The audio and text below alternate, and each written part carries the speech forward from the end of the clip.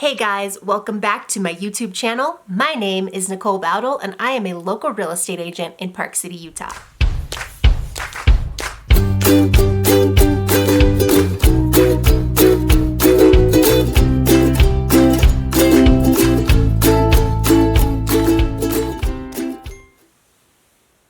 Today we're going to be talking about the really confusing concept of agency, which you as the general public are totally confused about. I'm pretty sure that you have zero idea what a buyer's agent actually is, okay? So I'm gonna break down kind of the relationships of a transaction for you. So we're gonna start with a buyer's agent. So a buyer's agent is representing you, the buyer, solely in the transaction and representing all of your best interests, okay? So they are guiding you along. The seller's agent, okay, that would be the listing agent, the person selling the home. They are representing the seller, okay? So now you've got seller's agency and you have buyer's agency. So what you need to know is that you, as the buyer, when you hire when you use a real estate agent to help you find a home, you need to understand that real estate agent is being paid through the seller, okay? So the seller is the one that pays both agents in the transaction. Now, this is where things can get a little confusing. If the seller is not, if you are the buyer and you found a house that you like for sale by owner, which means that this house is being listed with someone that is not represented by a real estate agent, but you are represented by a real estate agent. Well, there's going to be a little bit of trouble there because how is your agent going to get paid? So this is where the buyer broker agreement comes in. So when you work with a realtor, a buyer's agent, you're going to be signing a contract.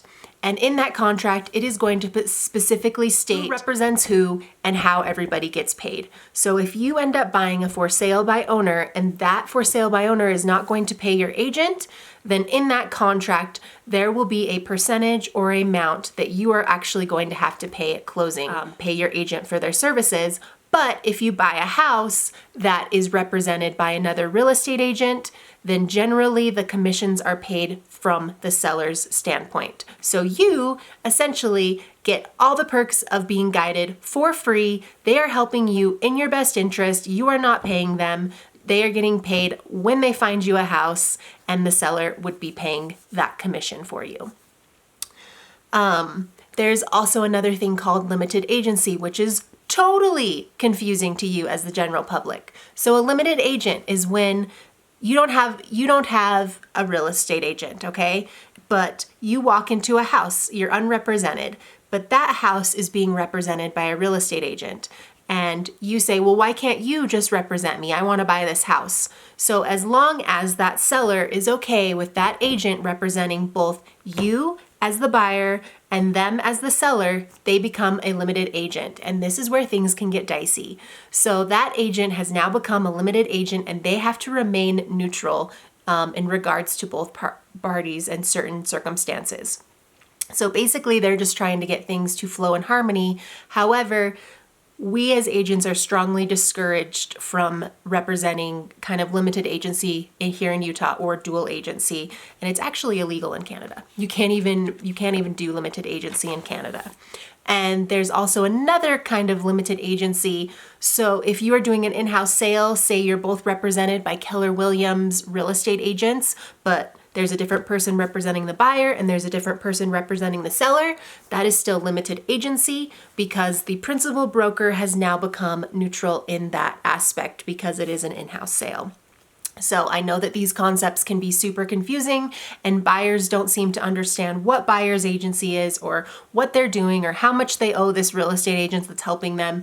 So I hope that I kind of clarified a little bit of the common questions that get asked about agency. So just remember that if you are looking for a home, it is in your best interest to find someone to be your buyer's agent because 99.999% of the time, you will be doing another transaction with another real estate agent and you will be purchasing a home, and therefore the commission will be be paid from the seller's side. So you won't even have to pay your real estate agent. They are essentially just guiding you and helping you and working for you and working for your best interests ultimately. So I hope that explains a little bit of agency and the things that differentiate a buyer's agent and a seller's agent. Thanks for tuning into my channel, and I hope that you guys will like and subscribe.